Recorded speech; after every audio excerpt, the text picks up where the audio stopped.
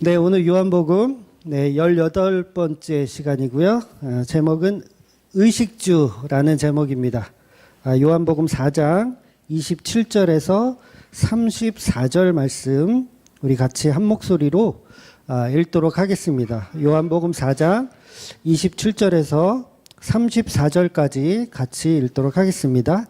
이때 제자들이 돌아와서 예수께서 여자와 말씀하시는 것을 이상히 여겼으나 무엇을 구하시나이까 어찌하여 그와 말씀하시나이까 묻는 자가 없더라. 여자가 물동이를 버려두고 동네로 들어가서 사람들에게 이르되 내가 행한 모든 일을 내게 말한 사람을 와서 보라. 이는 그리스도가 아니냐 하니 그들이 동네에서 나와 예수께로 오더라.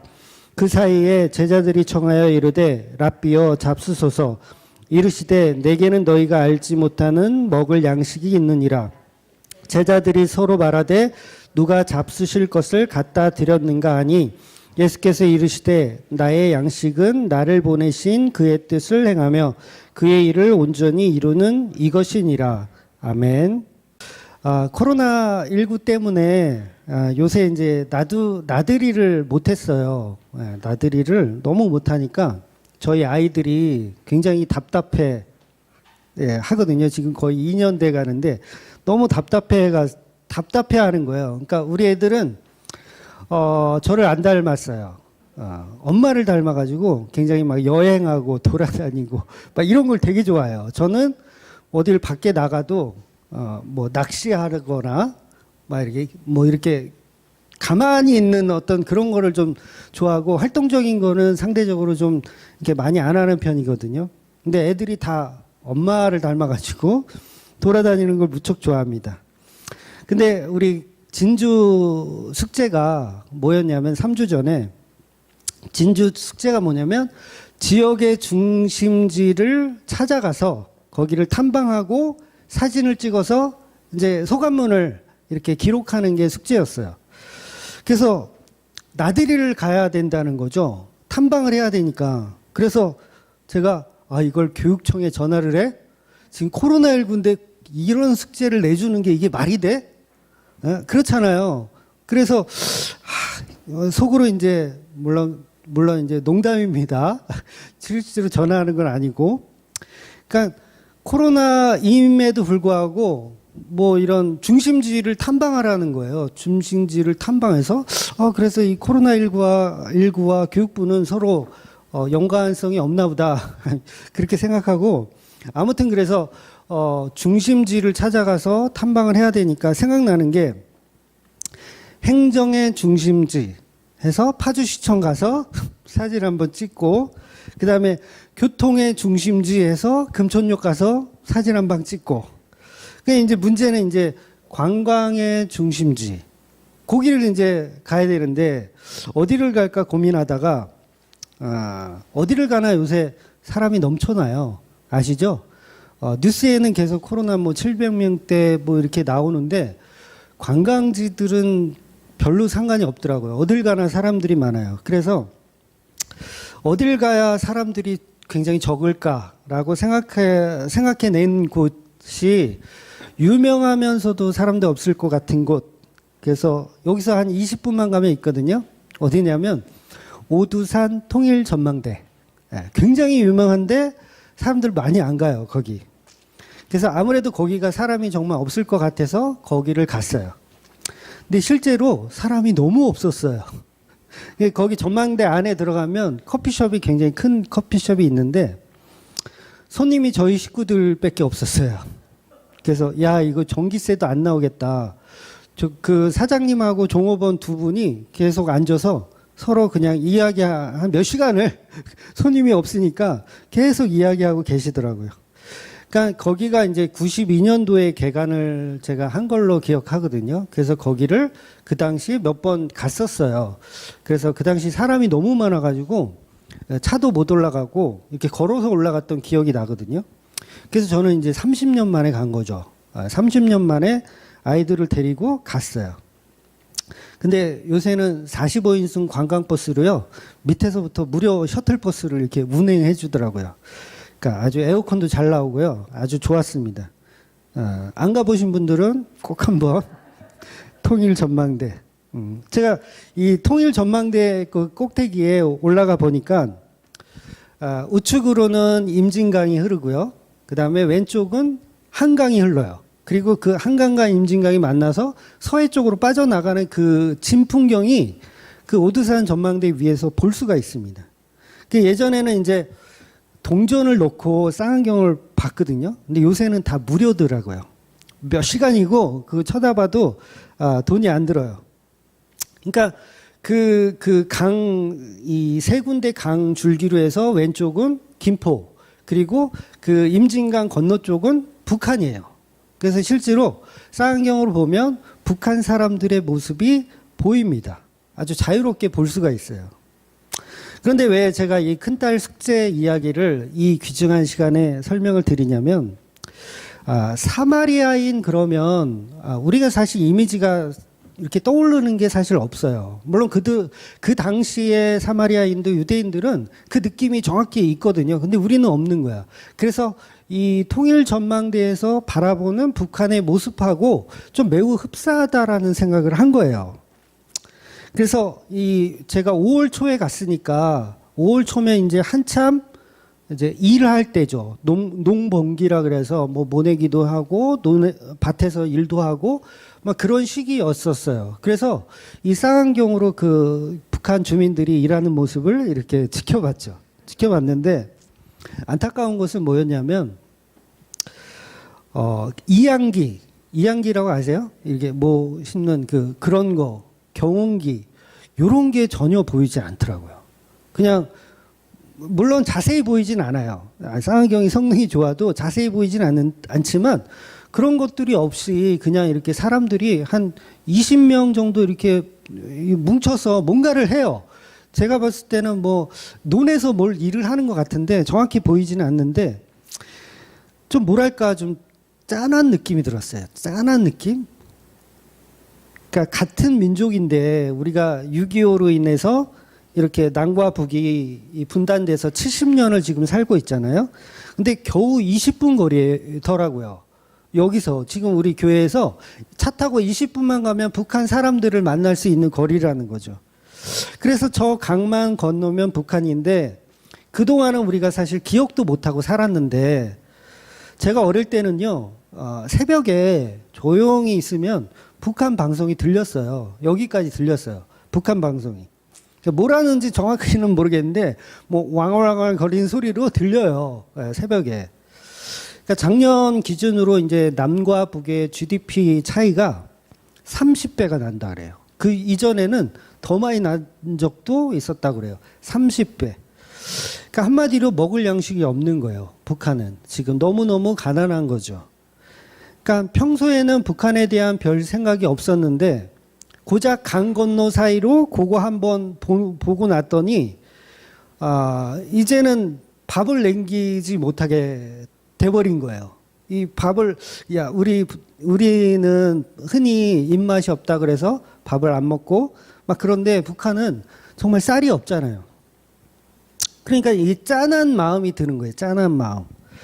결국 인간들은 이 먹을 것, 입을 것, 그리고 의식주를 이렇게 너무너무 중요하게 생각하고 있다는 거죠. 그러니까 그 의식주가 해결 안 되는 어떤 사람을 보면 우리는 짠한 마음이 드는 거예요. 짠한 마음. 그래서 우리는 인간이기 때문에 그 의식주에서 벗어나는 진리의 말씀을 인정하지 못하는 거예요. 그러니까 못 알아듣는 거죠. 그러니까 우리가 보고 싶은 거는 뭐냐면 의식주예요. 의식주의 해결, 의식주의 만족, 그리고 의식주의 풍성함이에요. 그러니까 진리는 그 의식주 안에 들어있는 본질이거든요. 그러니까 그걸 못 보는 거죠. 그러니까 오늘 예수님은 우리의 의식주와는 전혀 다른 이야기를 오늘 본문에서 하고 있습니다. 그런데 우리는 의식주를 좋아하기 때문에 이 내용이 너무너무 어려운 거예요. 복음을 들어도 못 알아들어요. 알아듣는 척 하면서 못 알아들어요. 결국 진리를 그 복음의 의식주 개념으로만 연결하려다 보니 못 알아듣게 되는 거예요.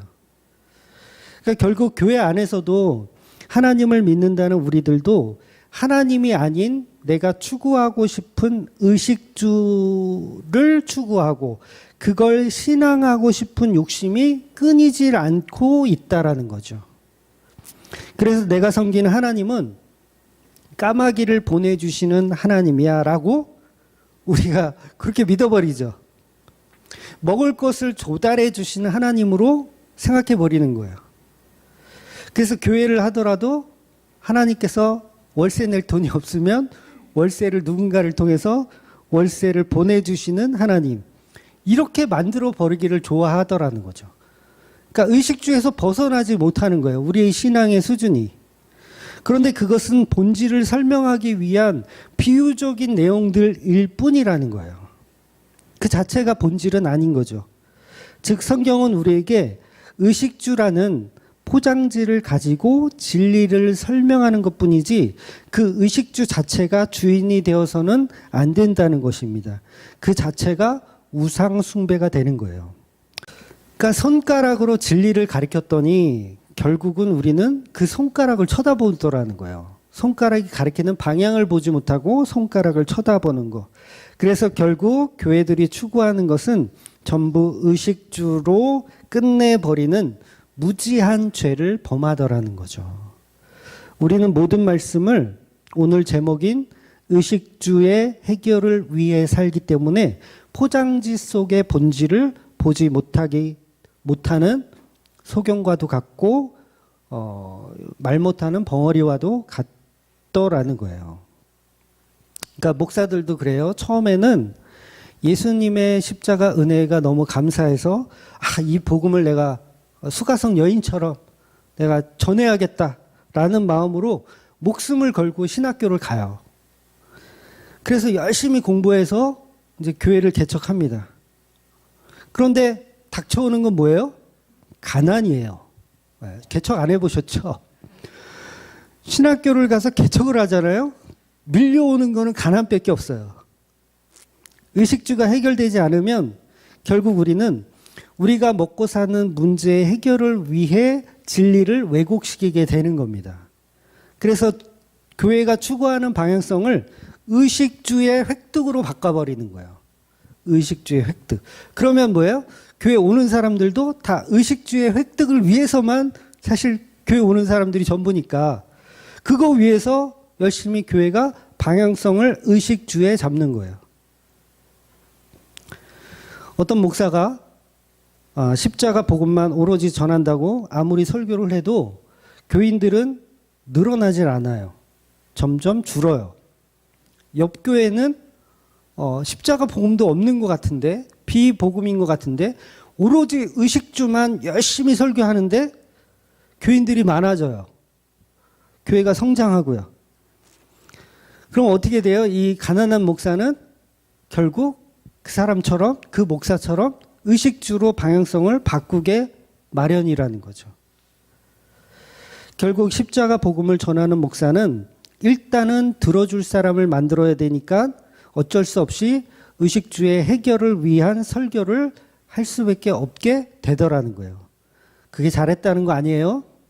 그러나 저와 여러분은 오늘 본문의 말씀처럼 의식주에 사로잡혀서 진리를 보지 못하는 어리석은 제자들의 모습이 아닌 그 의식주를 통해서 더 큰 진리의 십자가 복음을 볼 수 있는 성도들이 되셔야 한다는 거예요. 사실 가난은요, 나쁜 거는 아닙니다. 가난은 나쁜 거 아니에요. 부자도 그 자체로 나쁜 것은 아니에요. 물론 일부러 가난해지려고 하지는 마세요. 일부러. 그런 사람 있어요, 진짜. 부자 되면 안 된다고 막 사업도 조금만. 이렇게 매출이 높아서 난 교만해질 수 있으니까 난 줄여야 돼. 돈 덜 벌자. 이런 분들이 있어요. 그 자체가 그것도 방향성이 잘못된 거예요. 간혹 그런 경우가 있죠. 까마귀 핑계로 일도 안 하고 막 믿음만 좋으면 된다. 이제 반대의 경우죠. 일도 안 하고 까마귀가 다 물어다 줄 거야. 하나님이 다 먹여 살릴 거야. 막 이러면서 아무것도 안 하고 있는 사람들도 있어요. 그러니까 두 가지 부류가 사실은 다 똑같은 거죠. 성경은 돈의 노예가 되지 말라고 하지 돈 자체가 필요 없다라고 얘기하는 게 아니에요. 그래서 율법에서 이자 받으면 안 된다고 나오잖아요. 그래서 어떤 그 율법에 너무 심취한 분들은요, 은행에 저금도 안 해요, 돈을. 왜냐하면 은행에 적금 넣으면은 이자 주잖아요. 거기 안 되는 거야. 그래서 무조건 금고에다 현금. 그러다 불나면 이제 끝장나는 거죠, 이제. 그러니까 그런 말을 하는 게 아니라고요, 성경은. 돈의 노예가 되지 말라는 거예요. 돈의 주인이 되지 말라. 가난해도 돈의 노예가 되고요. 부자도 돈의 노예가 되는 거예요. 그러니까 우리가 대부분 사실 가난하시죠? 네, 아닌가요? 가난하다는 건 은혜를 볼 수 있는 좋은 환경이 된다라는 걸 우리가 조금 이렇게 순기능으로 좀 보실 필요가 있어요. 그러니까 오히려 막 승승장구하고 모든 게 잘 되고 사업이 잘 되면 복음을 보지 못하는 상황이 더 갈 수 있다라는 거죠. 그러니 가난할 때가 오히려 저와 여러분에게는 은혜 받을 수 있는 좋은 때라고 생각하셔야 되는 겁니다. 물론 이미 부자이신 분들은 좀 베푸세요. 네. 그래서 나는 왜 맨날 이렇게 가난합니까? 그런 불평보다는 가난은 은혜를 잘 이해할 수 있는 절호의 찬스라고 생각하셔야 됩니다. 지금 사마리아 여인이 바로 그 상황인 거예요. 그 찬스의 상황인 거예요. 그래서 저와 여러분은 이 의식주 때문에 늘 신본주의라고 하는 은혜가 필요하다는 걸 기억하셔야 돼요. 우리가 신앙하는 신앙도 우리 안에서 나오는 것, 먹고 배부른 까닭에 우리가 예수를 믿어요. 먹고 배부른 까닭에 예수를 믿어요. 교회 다니면서 복을 추구해요. 그러니까 복 받는다고 하니까 교회를 다니는 거예요. 처음엔 다 그래요. 그걸 뭐라고 할 수가 없어요. 그러니까 제가 고등학교 때 제 친구들도 교회를 왔어요. 교회를 오는데 목적이 있어요. 뭐냐면 어떤 친구는 이제 그 기타 치는 걸 너무 좋아해. 그런데 주위에는 밴드 할 만한 친구들이 없는데 교회 가면 밴드 하는 친구들이 있거든요. CCM을 하는 친구들. 그래서 기타 치는 게 너무 재밌어가지고 교회를 가는 거예요. 거기 가면 같이 음악을 할 수 있으니까. 그런 이유에서 가는 친구들 있어요. 그쵸? 그리고 우리가 흔한 예로 여자 꼬시려고 교회를 가는 애들도 있어요. 그런 건 다 이제 결국은 껍데기이고 그걸 과정으로 삼아서 본질을 보게 되면 그게 은혜를 받는 거죠. 그래서 전부 의식주의 해결의 개념으로 교회를 다녔던 거예요, 우리가. 우리 인간은 다 이렇게 우리가 목적하여 이끄는 삶을 살기를 좋아하더라는 거죠. 결국 그 목적이 의식주에서 끝나버리는 게 문제라는 거예요. 더 깊은 것을 들어갈 필요가 있다라는 거죠. 그것은 결국 포장지에 불과하다는 거죠. 의식주는 포장지에 불과하다는 거. 그런데 그 포장지를 너무 사랑한 나머지 욕망이라는 쾌락을 찾아가기 마련이라는 거예요. 여러분, 우리에게 포장지는요, 필요해요. 예수님도 전부 의식주로 복음을 설명하시잖아요. 이 떡이 네 떡이냐. 이런 식으로 조금 제가 좀 장난을 쳤지만 먹는 것, 입는 것, 우리가 거주하는 것 이것으로 다 설명하세요. 의식주로 복음을 설명하시는 거예요. 그런데 그 본질 안에 우리가 들어가야 된다는 거죠. 옛날에 크리스마스 이브가 되면 교회 학생들, 청년들이 모여서 밤새고 놀았어요.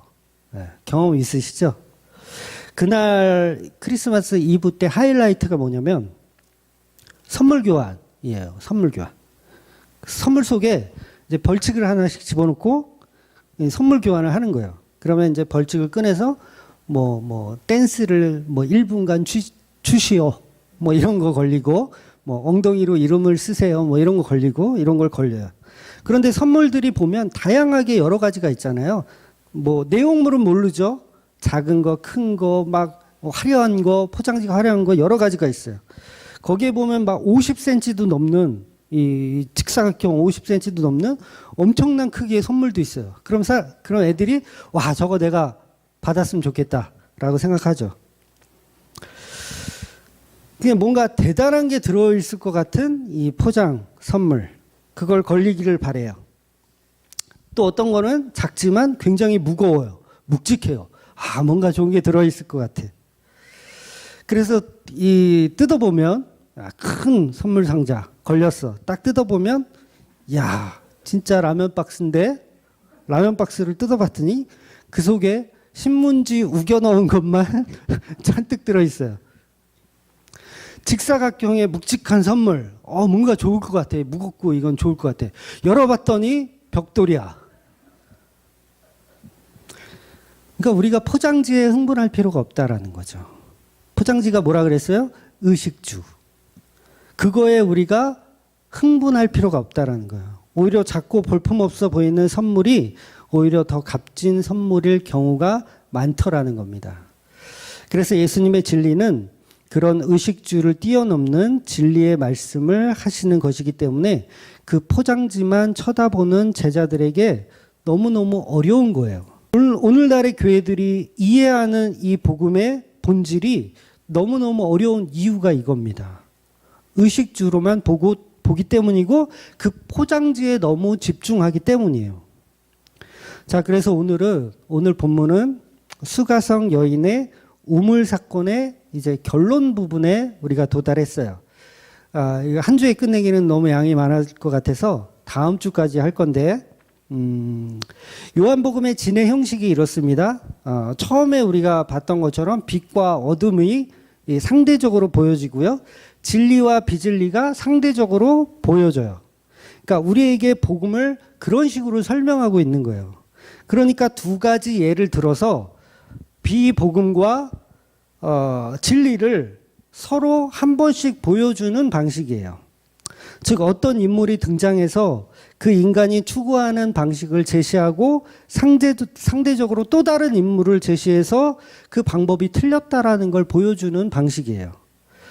즉 오늘 본문에 이 잘못된 방식의 의식주 해결을 위해서 살고 있는 제자들은 지금 의식주 해결을 위해서 살고 있어요. 이 제자들과 의식주에 관심이 없어져 버린 물동이를 버려두고 갔다라는 건 의식주에 더 이상 관심이 없어져 버린 어떤 존재를 상징적으로 성경이 표현하고 있어요.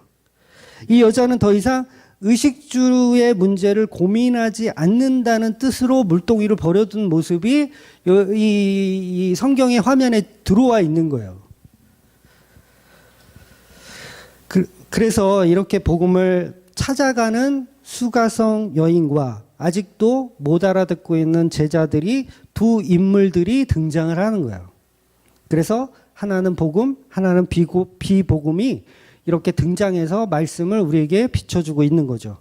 결국 오늘 본문은 신본주의적 사고를 갖고 계신 예수님과 인본주의적 사고를 갖고 있는 제자들의 이야기를 대조적으로 보여주고 있는 거예요. 그러니까 성경이 굉장히 이게 문학적으로도요, 굉장히 논리적인 거 아세요? 네, 굉장히 논리적인 책이에요. 그러니까 율법적으로도 신학적으로도 가뜩이나 인격적으로도 모든 것을 다 갖춘 듯해 보이는 니고데모가 등장했었어요. 인간의 힘으로는 그런데 진리를 발견하지 못한다가 니고데모의 이야기였어요. 그러니까 니고데모를 통해서 인본주의의 실체를 보여주신 거죠. 그리고 이 수가성 여인은 니고데모와 상대적으로 아무것도 갖춘 게 없어요. 예의도 없고 버릇도 없고 심지어는 남편도 없어요. 예? 치사하게 물도 안 떠줘. 매너도 없어요. 율법적으로나 신학적으로도 부족한 신학이에요. 예, 모세오경만 보니까 부족한 신학이잖아요. 엉터리예요. 그러니까 유대인에 비교하면 이 니고데모와 비교하면 상대적으로 너무너무 부족한 사람인데 사마리아 여인이 등장해서 니고데모와 비교해서 한없이 부족한 이 여자가 니고데모가 이해하지 못하는 영원히 목마르지 않는 진리를 이 여자는 이해하게 되는 거예요. 예수님의 선물을 누가 받아가는 거예요? 이 수가성 여인이 먼저 일바따로 받아가는 거예요. 그걸 설명하고 계신 거예요. 그래서 예수님이 에고 에임이라는 말씀을 하셨잖아요. 하나님의 절대적 계시를 누가 먼저 받아가냐면 바로 이 수가성 여인이 받아가더라는 거예요. 그러니까 이 에고에미는 누구한테 줬던 말씀이었어요? 모세와 같은 지도자에게, 모세와 같은 지도자에게 주어야 할 이 계시가 이 수가성 여인에게 주어진다는 거예요. 열심히 신앙생활을 하고 있는 니고데모에게 주어져야 할 만한 이 에고에미가 예수님을 위해서 열심히 지금 먹을 것을 구하러 다니고 있는 제자들에게 주어져야 할 에고에미가 아무것도 없는 상태의 여자에게 하나님의 계시, 복음이 주어지더라는 거예요. 그러니까 진정한 예수님의 첫 제자가 누구예요? 네, 수가성 여자예요. 이거 엄청난 얘기를 지금 성경이 하고 있는 거예요.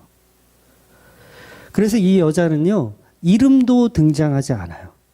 누군지도 몰라요. 예수님의 복음을 그나마 제대로 알아본 것은 이 수가성 여자라는 거죠. 그러니까 예수님의 첫 번째 제자라고 한다면 저는 이 수가성 여인을 첫 번째 제자라고 생각하고 싶어요. 그러니까 예수님의 여자 제자들 많았어요. 많았다는 표현은 좀 그렇지만 있었어요. 뭐 마르다, 마리아, 뭐 막달라 마리아 전부 예수님의 제자라고 할 수 있는 거예요. 그런데 오늘날의 교회들은 이 남녀를 막 구분해 가지고 막 여자는 막 무시하고 뭐 안수도 안 주는 교단도 있고 막 그러잖아요. 굉장히 어리석은 생각이죠. 아무튼 이렇게 예수님이 영원히 목마르지 않는 선물 앞에서 그 선물 앞에 다가선 것은 12제자가 아니고 이 수가성 여자였다라는 거죠. 이것이 바로 하나님의 선물입니다. 이것을 예수님 뭐라 그러시냐면 나를 보내신 이의 뜻이라고 하는 거예요. 나를 보내신 이의 뜻. 이게 누구한테 임하는 거예요, 지금? 제자들한테 임하는 게 아니고 아무런 가치가 없어 보이는 수가성 여자에게 하나님의 뜻이 임하는 거예요. 그러니까 우리의 뜻은 예수님께 충성 봉사하는 제자들이 계시를 받아야 할 것 같은데 니고데모처럼 열심히 신학을 공부하고 인품이 좋은 진짜 예수님은 나이도 어린데 그 나이 많은 니고데모가 예수님한테 와가지고 이렇게 겸손하게 막 이렇게 품격 있는 어떤 이런 당대 최고의 지위를 가진 니고데모가 이 계시의 진리를 받아가야 할 것 같은데 그렇지가 않더라는 거예요. 자, 마리아와 마르다 이 뺀질이가 누구예요? 마리아가 뺀질이에요. 분주하게 열심히 언니 마르다는 음식을 준비하는데 오히려 진리는 누가 받아요? 마리아가 먼저 받는 거예요. 그래서 하나님의 계시적 복음은 가장 교만하고 죄가 커 보이는 실제로 죄가 크고 가능성 없어 보이는 수가성 여인에게 먼저 주어지더라는 거예요. 그래서 오늘 본문의 구도가 배고픈 그 육적인 먹은 양식을 구하러 간 제자들과 진짜 영의 양식을 구하러 간 수가성 여자가 서로 비교하여서 등장하는 거예요. 그러니까 이 두 사람은요, 두 사람이라고 할게요. 이 두 부류는 양쪽 모두 마을로 들어갔어요. 그죠? 이 제자들도 마을로 들어갔어요. 뭘 구하러 갔어요? 먹을 걸 구하러 갔어. 이 여자도 마을로 들어갔어요. 뭘 구해올까요? 먹을 거 구해오는 거예요. 이 개념을 지금 요한복음이 설명하고 있어요. 그러니까 제자들은 육적인 먹을 양식을 구해오는 것이고 수가성 여자는 복음 들을 사람들을 데리고 오는 거예요. 이 차이예요. 이 차이. 그러니까 예수님이 먹어야 하는 양식은 제자들이 가지고 온 떡이 아니고 수가성 여자가 데리고 온 동네 사람들이 예수님이 먹어야 할 참 양식인 거죠. 예수님이 식인종이란 얘기가 아니고요. 네, 예수님 식인종이란 얘기가 아니라 예수님은 이 땅에 오셔서 무엇을 먹어야 하냐면 그게 오늘 본문에 나와요. 34절입니다. 요한복음 4장 34절. 예수께서 이르시되 나의 양식은 나를 보내신 이의 뜻을 행하며 그의 일을 온전히 이루는 이것이니라. 그렇죠? 예수님이 양식이 있대요. 양식은 뭐예요? 먹을 양식이죠. 내가 먹을 양식이 있는데 이건 하나님의 뜻이 이루어지는 거야 라고 했어요. 그러면 그 양식은 뭐예요? 동네 사람들이 와서 복음을 듣는 그 상황이 예수님의 양식인 거예요. 그러니 예수님이 먹을 양식을 제자들이 가지고 온 게 아니고 실제로는 이 수가성 여인이 예수님께 먹을 양식을 제공한 거죠. 하나님의 뜻 가운데 그 십자가 복음을 알아들을 수 있는 성도들이 생겨나는 것, 이게 하나님의 뜻이고 그것이 예수님이 드셔야 하는 양식이라는 거예요. 저와 여러분이 십자가에 죽은 예수님을 믿는 성도라면 또 저와 여러분이 예수님의 양식이 되어야 하는 겁니다. 저와 여러분 예수님의 밥이 되셔야 돼요. 식인종이 아닙니다. 그래서 예수님은요, 우리의 목자가 되시는 거예요. 목자. 예수님은 목자, 우리는 양. 그 양들에게 선택권이 있나요? 없어요. 선택권이 없어요. 자, 예수님이 목자니까, 야, 오늘은 어떤 양을 잡아다가 양꼬치를 해 먹을까? 에? 내가 걸려도 할 말 없어요. 목자가 정하는 거예요. 야, 요 통통하게 살이 올라서 요거 양꼬치 해 먹어야 되겠다. 또 어떤 양은, 야, 털이 북실북실하니 요 가죽을 홀딱 벗겨가지고 가죽옷을 해 입으면 좋겠다. 그러면 어떻게 해요? 홀딱 벗겨서 가죽옷을 해 입는 거예요. 어떤 애는 털이 너무 윤기가 자르르 흘러. 야, 얘 털은 싹 다 뽑아가지고 이불을 만들면 좋겠다. 쟤는 좀 얄쌍하게 이쁘장하게 생겼으니 관상 애완용으로 키워야 되겠다. 또 쟤는 늑대 미끼로 그냥 줘야 되겠다. 이건 예수님이 다 알아서 하실 일이라는 거예요. 우리는 예수님이 사용하시는 양식이기 때문에 그냥 우리는 그 자리에서 순종할 수밖에 없어요. 저 인간은 말도 안 듣고 세상에서 좀 저거 할 것 같으니까 내가 목사로 써먹어야 되겠다. 그러면 그냥 뭐 순종해야지. 어떻게 하겠어요? 이게 뭐예요? 예수님의 먹을 양식이 되는 거예요. 이것이 곧 십자가의 연합입니다. 십자가와의 연합. 저와 여러분이 십자가와 연합된다는 것은 저와 여러분도 예수님의 십자가처럼 하나님의 제물이 되는 거예요. 하나님의 제물. 제물이 뭐예요? 먹는 거예요. 제물은 먹는 거예요. 제사상에 먹지 못하는 걸 올리진 않잖아요. 다 먹는 거 올리는 거예요. 그렇다면 예수님이 먼저 하나님의 제물이 되시고 저와 여러분도 예수님과 함께 십자가에 죽었다면 저와 여러분도 예수님의 하나님의 제물이 되는 거죠. 먹을 양식이 되는 거예요. 그러니까 오늘 출애굽기 강해가 제목이 이제 떡상이거든요. 떡상. 진설병을 진열했던 그 상 이야기가 나와요. 그러니까 오늘 본문하고 그 출애굽기 본문의 그 내용의 본질이 똑같습니다. 그러니까 성소 안에 떡상 위에 떡이 12개가 올라가요. 12개. 12개가 의미하는 건 이스라엘의 12지파. 예수님의 12제자. 12 곱하기 12, 14만 4천의 개념인 거예요. 그래서 구원받을 교회, 구원받을 성도를 의미하는 게 12입니다. 그래서 떡상 위에 12개의 떡이 올려진다는 건 물론 본질적으로 예수 그리스도의 살과 피를 의미하기도 하지만 또 하나는 뭐냐면 저와 여러분이 그 떡상 위에 제물이 되어서 하나님이 드시는 양식이 되는 거예요. 그러니 본문에서 제자들이 구해와야 되는 것은 사실은 먹을 것이 아니고 자기 자신이 십자가에 죽어서 예수님과 함께 제물된 상태의 성도가 되어야 한다는 거죠. 그 복음을 떡과 함께 나누는, 그걸 구원이라고 이제 설명하는 거죠. 그게 바로 복음의 본질인데 오늘 이 제자들은 새카맣게 모르고 있어요. 진짜 먹는 걸로 포장지만 보고 있는 거예요. 그러니 제자들은 떡을 구해오는 것이 아니라 사실은 이 여자가 했던 행동처럼 영원 구원 받을 자들을 모아왔어야 되죠.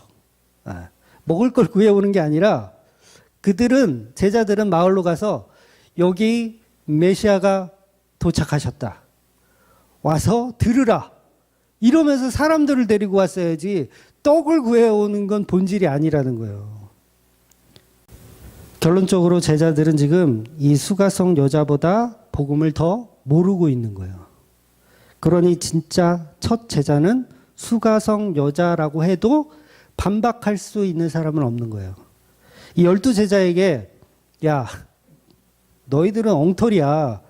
너희들은 진짜 제자라고 할 수도 없다. 오히려 이 수가성 여자가 제자 같은데?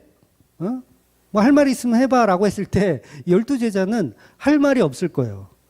그래, 맞다. 저 여자가 맞다. 우리는 복음을 그렇게 못 알아들었구나. 나중에는 물론 알게 되죠. 나중에는 이 사건들이 다 알게 돼요. 그러니까 지금 이 기록을 하고 있는 이 사도 요한도 뭐예요? 이때는 몰랐었던 거예요. 근데 나중에는 알게 된 거죠. 이 수가성 여자야말로 우리보다 더 첫 번째 제자였다라는 걸 뒤늦게 알게 되는 거예요. 그러니까 제자들은 아직까지도 이 메시아의 개념 자체가 달라요. 제자들이 기대하는 예수님은 다윗같이 용맹한 임금이에요. 막 다 쓸어버리는 그런 용맹한 임금. 그런 다윗 왕으로 등극하시기를 원하고 기다리고 있어요. 그런데 사마리아 여자의 개념 속에 있는 메시아의 개념은 유대인과 전혀 달라요. 이거 지난주에도 설명드렸는데 왜 다르냐면 모세 오경만 알고 있기 때문에 장차 오실 메시아는 다윗 같은 왕이 아니라 어떤 자의 모습이냐면 모세와 같은 자의 모습이에요. 모세하고 다윗은 전혀 개념이 다릅니다. 모세는 어떤 왕의 개념이 아니에요. 오히려 지도자의 개념, 인도의 개념, 그런 개념으로 더 부각되어 있는 거예요.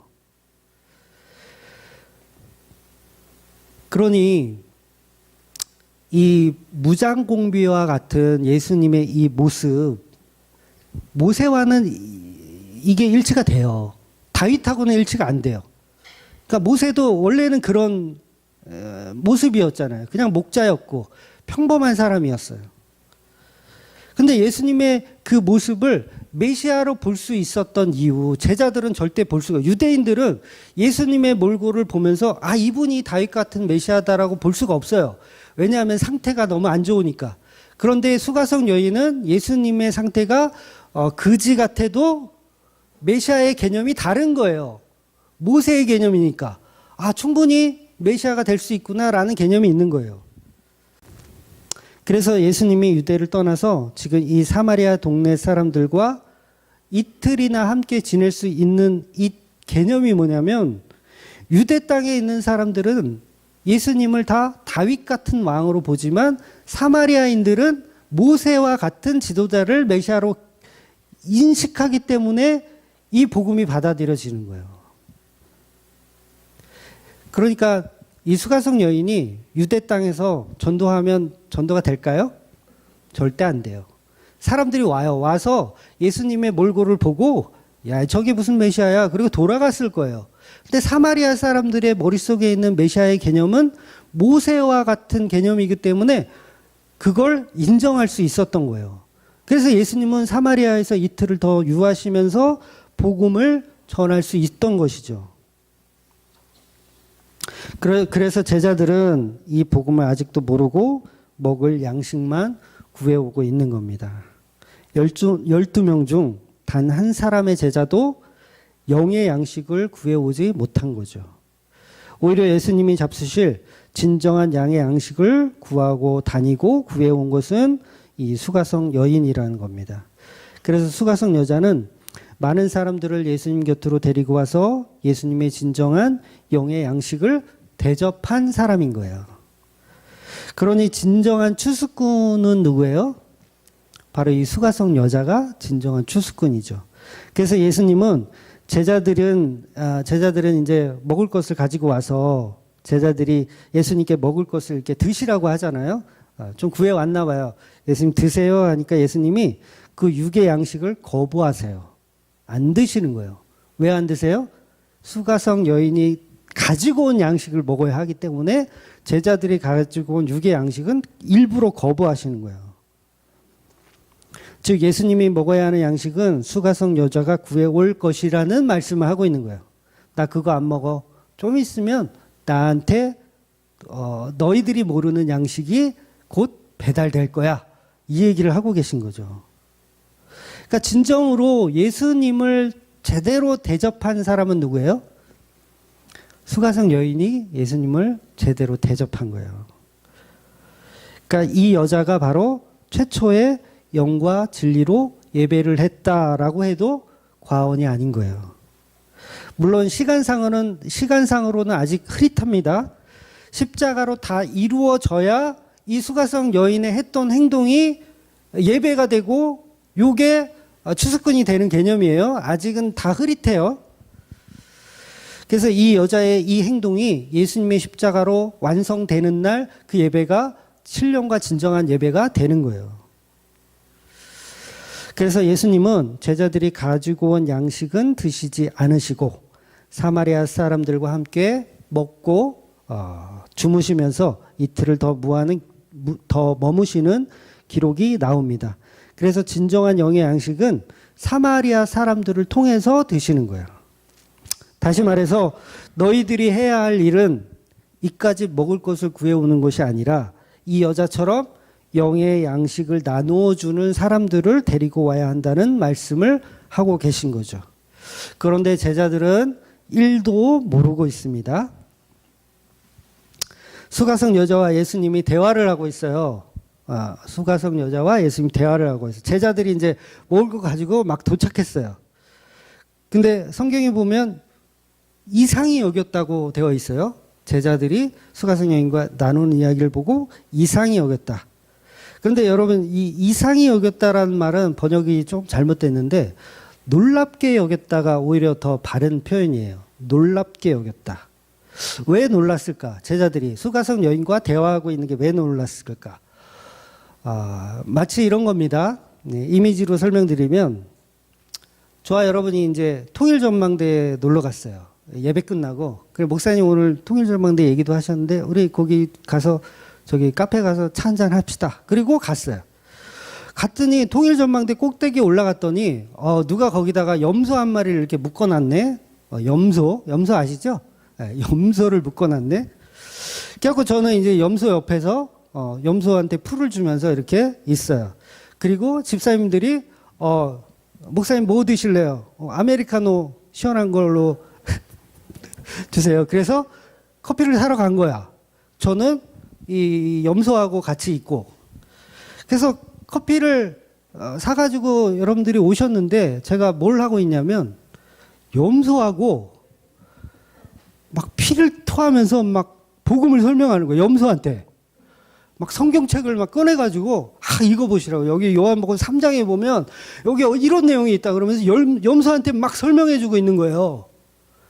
여러분들이 와서 그 모습을 봤다라고 한다면 어떤 반응일까? 깜짝 놀라겠죠? 할 말이 없겠죠? 지금 그런 상황인 거예요. 수가성 여인에게 복음을 전하고 있는 그 예수님의 모습이 이 제자들이 볼 때는 너무너무 이해할 수 없는 거예요. 제자들이 복음을 조금이라도 알았다면 이렇게 질문했어야 돼요. 아니 스승님 어찌하여서 염소에게 복음을 전해주고 계십니까? 라고 질문했어야 돼요. 스승님, 왜 사마리아 여자와 대화를 하고 계십니까? 라고 질문을 했어야 돼요. 그런데 그 질문이 없다라는 건 제자들은 이미 판단을 하고 있는 거예요. 어떤 판단이냐면 가치 없는 여자라고 판단을 해버린 거예요. 아니, 염소에게 복음을 설명하다니요. 이건 물을 필요도 없어. 아, 우리 목사님이 약간 더위 먹으셨구나. 내가 괜히 아니 목사님 왜 염소한테 복음 설명하세요? 이걸 질문하면 목사님 민망해 하시겠구나. 이해가 되세요? 목사님이 오히려 민망해 하시겠구나. 물어보지 말자. 이렇게 돼버리는 거예요. 그러니까 제자들의 생각에는 염소보다 내가 더 우월하다라는 생각을 하고 있는 거예요. 사마리아 여자보다 우리가 더 우월하다라고 생각해서 아무 질문을 못 하는 거예요. 그러니 제자들은 여전히 예수님의 가르침의 방향성이 궁금한 것이 아니라 내가 알고 있는 상식의 선, 내가 알고 있는 신학의 만족, 의식주의 해결에만 정신이 팔려 있는 거예요. 내가 듣고 싶은 거를 듣고, 내가 보고 싶은 것만 보고, 내가 원하는 신앙의 방향성만을 보고 싶은 거예요. 결국 이것이 의식주 해결이고 이 세상의 높은 지위를 갖고 부자가 되어서 떵떵거리고 살아가고 싶은 그 욕망이 가득 차 있으니 복음이 안 보이는 거예요. 제자들이 지금 그 모습인 거예요. 그래서 제자들이 먹을 것을 예수님한테 드리니까 예수님이 나에게는 너희가 알지 못하는 먹을 양식이 있다고 거절하시는 거야. 이 말을 조금 지나치게 좀 직역하면 얘라 이 형편없는 놈들아, 수가성 여자보다 이 알아듣지 못하는 이 어리석은 놈들아 라고 책망하시는 거예요. 물론 진짜로 이런 마음을 품으시진 않으셨을 겁니다. 제가 드라마틱하게 표현한 것뿐이에요. 그때 제자들의 반응은 어떠해야 했을까? 제자들의 반응. 예수님 먹을 걸 가져왔습니다. 드시죠. 그랬더니 예수님이 나한테는 먹을 게 따로 있다라고 하면 제자들의 질문은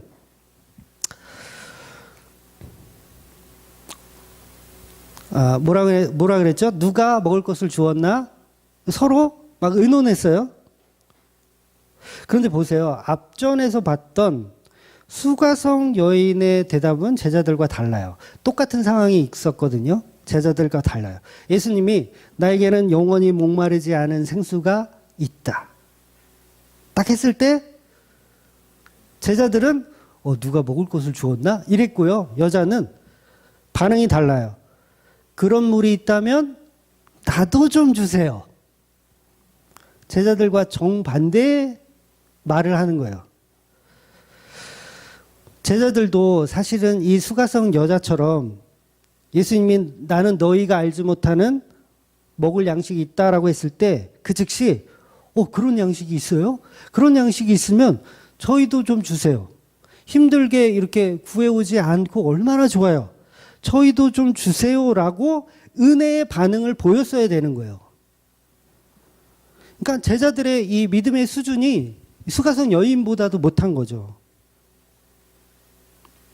그럼에도 불구하고 예수님이 이 제자들을 데리고 다닌다는 거, 이거 정말 대단한 은혜 아닙니까? 저는 이게 또 보이더라고요. 이렇게 멍청한 것들을 12명이나 데리고 다니시는 이 예수님의 이 은혜. 얼마나 속이 터지셨을까? 이 수가성 여자보다 못 알아듣는 이 12명의 제자들을, 이것들을 데리고 내가 3년 반을 얼마나 속이 터질까. 가끔 이제 안티 분들이 저한테 전화를 해서 막 따지면 저도 이제 사실 속이 터지거든요. 이 못 알아들을까. 속 터져. 예수님 오죽했을까요? 그러니까 제자들 자체가 못 알아듣는 귀머거리 소경이란 말이죠. 그러니 예수님이 제자들을 사랑하는 그 사랑의 은혜의 척도가 이 얼마나 큰 거예요. 저와 여러분이 귀머거리였는데 그나마 조금 지금 들리고 있는 이 은혜가 이 은혜인 줄 아셔야 되는데, 물론 나중에 제자들도 다 알게 됩니다. 이게 얼마나 큰 은혜였다라는 걸. 그러니까 이 모습으로 저와 여러분도 바뀌어가기를 소원합니다.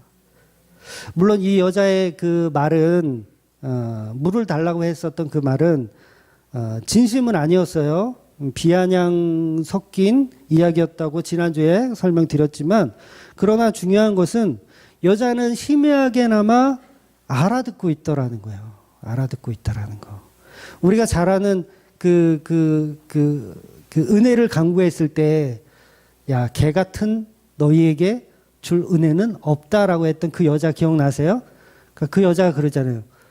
밥상에 떨어지는 부스러기 은혜라도 좋습니다라고 했던 그거. 그게 은혜 받아야 하는 사람들의 자세예요, 사실은. 그런데 제자들은 그 수준도 안 되어 있는 거죠. 그래서 35절부터는 추수에 관한 이상한 이야기를 시작하세요. 다음 주에 보겠지만 추수에 관한 이상한 얘기. 추수 이야기는 전후 문맥 연결이 안 돼요, 사실은. 그런데 굉장히 뜬금없는 얘기인 것 같지만 오늘 말씀을 잘 이해하면 이게 뜬금없는 얘기가 아니에요. 그러니까 먹을 양식 자체가 농사와 관련이 있거든요. 농사. 이 때문에 이 추수에 관한 이야기를 예수님이 결론으로 던져주고 계신 거예요. 너희가 해야 할 일은 영적인 추수를 해야 하는 일이다. 그런데 그걸 너희들이 지금 못 알아듣고 있다. 육신을 위해 먹을 것만 구하러 다니고 있는 인본주의의 모습을 폭로해내고 계신 거예요. 반대로 이 여자는 영적인 추수꾼이 이미 되었다라는 말씀을 하고 계시는 거죠. 그러니까 보세요. 유대인들은 성경을 달달 외우지만 영적인 추수꾼이 되지 못한 것이고, 제자들도 마찬가지예요. 예수님을 따라다니지만 영적인 추수꾼이 되지 못한 거고, 수가성 여자는 모세오경만 간신히 아는 신학도 약간 부족한 그런 여자지만 은혜가 개입하게 되면 더 큰 추수꾼이 되더라는 거예요. 그래서 오늘 중요한 말씀은 예수님은 나를 보내신 이의 뜻대로 하는 자가 나의 양식이라고 말씀하는 거예요. 나를 보내신 이의 뜻대로 하는 자가, 그런 자가 어떤 자입니까? 십자가와 연합된 자를 이야기하는 거예요. 그러니까 제자들은 나중에 십자가와 이제 연합을 하게 되죠. 지금 일어나는 이 모든 상황들, 이 모든 게 엉터리였음을 나중에는 온전히 깨닫게 되는 거예요. 예수님이 말씀하시는 양식의 개념이 어떤 것인지 요한복음 6장에 나와요. 요한복음 6장 38절, 39절 볼게요. 내가 하늘에서 내려온 것은 내 뜻을 행하려 함이 아니요 나의 보내신 이의 뜻을 행하려 함이니라. 나를 보내신 이의 뜻은 내게 주신 자 중에 내가 하나도 잃어버리지 아니하고 마지막 날 다시 살리는 이것이니라. 그러니까 다시 한번 결론 내고 말씀드리지만 저와 여러분은 예수님의 먹을 양식이 되어야 되는 거예요. 하나님의 먹을 양식이 되어야지 합니다. 예수님은 저와 여러분의 살과 피로 십자가에 죽으셨어요. 그걸 우리가 그 십자가에 연합된다면 우리도 똑같은 제물이 되는 거죠. 우리도 똑같은 살과 피를 하나님께 내어주는 제물이 되는 거예요.